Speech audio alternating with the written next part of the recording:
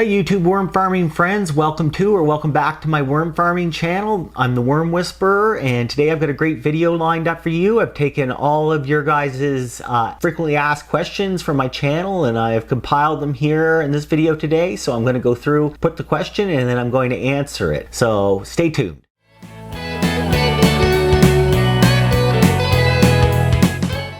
Up first we have, my worms arrived before my bin got here. What do I do? Open your box of worms or your bag of worms and check that the worms are happy and healthy once they arrive. Add 1/4 to a 1/2 cup of oatmeal or cornmeal, depending on the size of the bag and the amount of worms that you ordered. You also want to take into account how long it's going to take for your bin to arrive before you're going to be able to add your worms to it. The worms can live for 10 days depending on what they were sent in. Most of the time it's peat moss or cocoa coir. If there is not enough of these things in the bag, you can add more depending on how long before the bin is going to arrive as well. Where can I get composting worms? Check your local buy and sell like Facebook's, Craigslist, Kijiji, that's in Canada. I don't recommend getting your worms from Amazon. I've heard too many times of people getting dead worms in the mail. Amazon doesn't guarantee live worms. A quick search of Google and your local area can also give you some really good ideas of where you can get some worms to get started with your worm farm. Should you add water to your worm farm? Only add water if your trays are looking very dry. Pick up some of the bedding if there are any dotes. Check and give it a quick squeeze and just see if any water comes out of the bed. It should only feel slightly damp in the bin. Can I put my worms in the garden? If doing so, make sure you have a thick mulch on top of the garden. Unlike earthworms that go deep into the soil, composting worms like to stay near the top of your garden and like to stay moist in there. If the top of your garden is too dry and hard, they can die, but for the most part they should be fine depending on where you live. What do you do if you see molds or fungi in my worm bin? These things are a natural part of composting process and are helping break down food waste. The worms will eventually eat this stuff, so you don't have to worry about it. If it bothers you, you can always bury it under some other worm castings. What happens to dead worms in my worm bin? Worms do die of old age in your worm bin.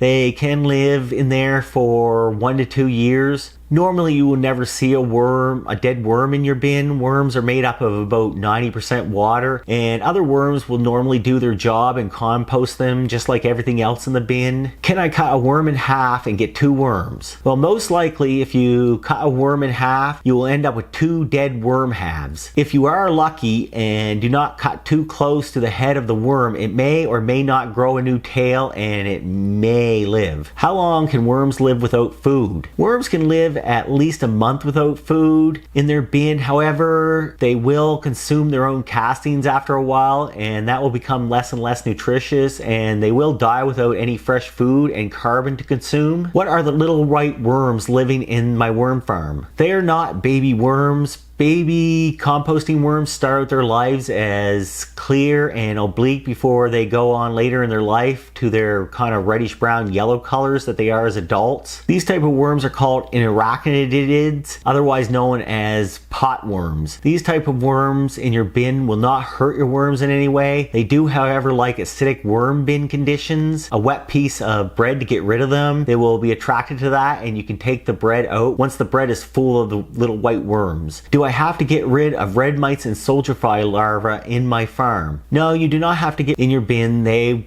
help to break down organic material in your bin, and in my bin I find they regulate themselves. Sometimes I have more of them and sometimes I have less depending on how much food is in the bin. How long before my castings are ready for my plants? This is highly variable depending on how many worms you have in your bin and how big your worm bin is, and also how healthy you keep your worm farm. It can take anywhere from a month to a year depending on those factors. Will my worm bin stink if I put it in the house? Your worm bin should not smell if properly maintained. A normal, well-maintained worm bin will have a very nice, pleasant, earthy forest after a nice rain smell to it. If it's smelling, stop feeding right away and check out my Feeding Your Worm video on this channel. Why is worm compost so good for plants? When worm compost, your carbon and food makes the nutrients easily available to your plants.